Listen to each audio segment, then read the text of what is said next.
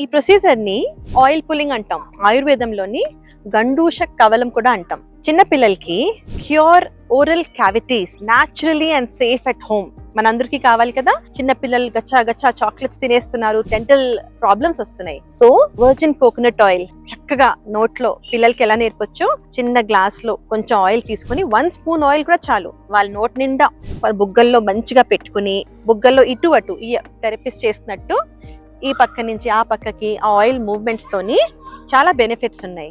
Number 1 oral cavity hygiene. Second cavities dental carries రాకుండా ఉంటాయి.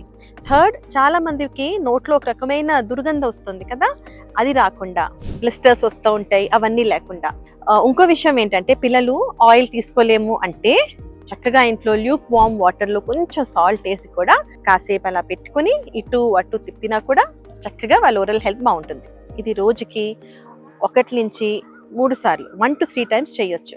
స్లోగా ఇది ఒక అలవాటు చేసుకుంటే పిల్లలకి ఓరల్ హెల్త్ కి చాలా బాగుంటుంది. This is Subhashini, ayurvedic consultant from Jeevashree ayurvedic wellness.